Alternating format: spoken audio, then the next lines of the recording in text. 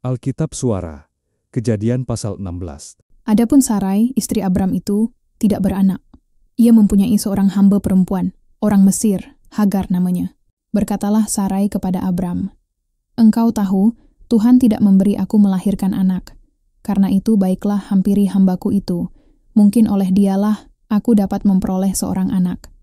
Dan Abram mendengarkan perkataan Sarai. Jadi Sarai, istri Abram itu, mengambil Hagar, hambanya, orang Mesir itu, yakni ketika Abram telah 10 tahun tinggal di tanah Kanaan, lalu memberikannya kepada Abram, suaminya, untuk menjadi istrinya. Abram menghampiri Hagar, lalu mengandunglah perempuan itu. Ketika Hagar tahu bahwa ia mengandung, maka ia memandang rendah akan nyonyanya itu.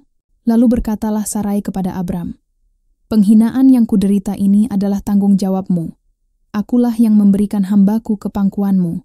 Tetapi baru saja ia tahu bahwa ia mengandung, ia memandang rendah akan aku.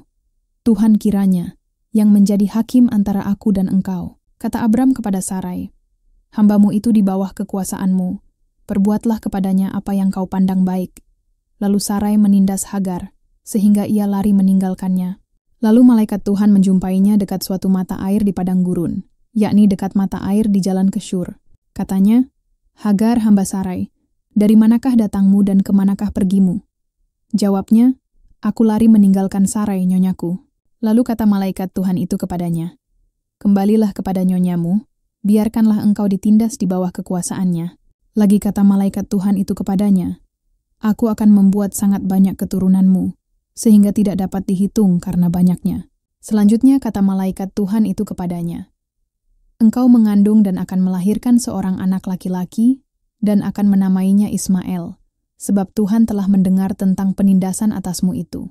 Seorang laki-laki yang lakunya seperti keledai liar, demikianlah nanti anak itu. Tangannya akan melawan tiap-tiap orang, dan tangan tiap-tiap orang akan melawan dia, dan di tempat kediamannya ia akan menentang semua saudaranya." Kemudian Hagar menamakan Tuhan yang telah berfirman kepadanya itu dengan sebutan, "Engkaulah El Roi," sebab katanya, "Bukankah di sini kulihat dia yang telah melihat aku?" Sebab itu sumur tadi disebutkan orang, Sumur Lahai Roi, letaknya antara Kadesh dan Bered.